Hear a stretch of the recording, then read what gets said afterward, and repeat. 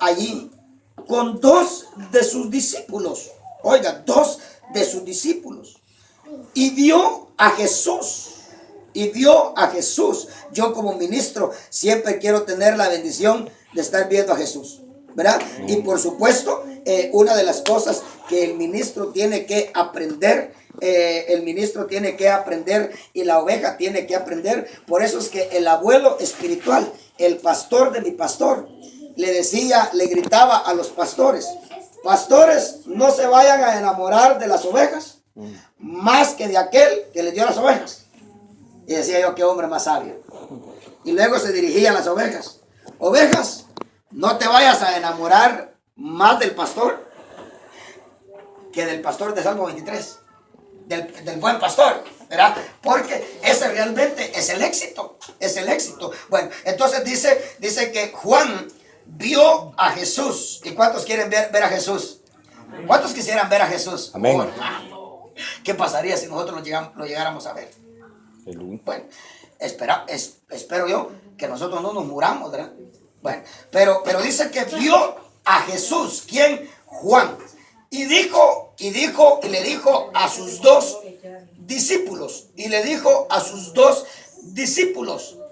He ahí el Cordero de Dios. He ahí el Cordero de Dios. En el verso 29 dice: he ahí el Cordero de Dios que quita el pecado del mundo. ¿Sí? Porque el cordero de los hombres, que eran los corderos de 4 patas, lo que hacían era que limpiaban el pecado, pero luego volvía a aparecer.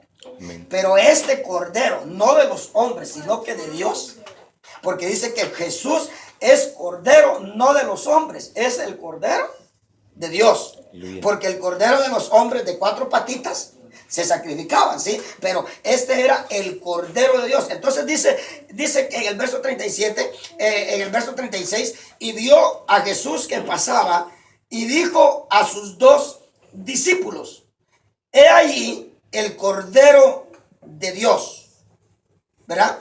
Y la enseñanza acá es que todo ministro a donde tiene que llevar a una oveja es a Cristo. Amén. ¿Sí? Es a Cristo. O sea, nunca llevar a una oveja a una organización, a una denominación, ni siquiera a uno mismo, sino que uno tiene que llevar a esa oveja a Cristo. Y Juan estaba actuando correctamente acá, y eso es lo que cada ministro tiene que hacer. Al ver a Jesús, ¿sabe por qué? Porque hemos estado aprendiendo que definitivamente nosotros no solamente tenemos que tener comunión con el ministro y oír al ministro, sino que está la posibilidad de que nosotros también oigamos a Jesús. Déjeme decirle, el Señor dijo: el que hizo la boca no va a hablar. Fíjese que hay gente que se sorprende y dice: pastor, fíjese que yo creo que Dios me habló. Y la gente se asusta porque cree que Dios le habla. ¿A cuántos les habla Dios? Amén. ¿Sí? Hermano, Dios habla. Amén. ¿Sabe por qué no nos habla audiblemente? Porque nos volvemos locos.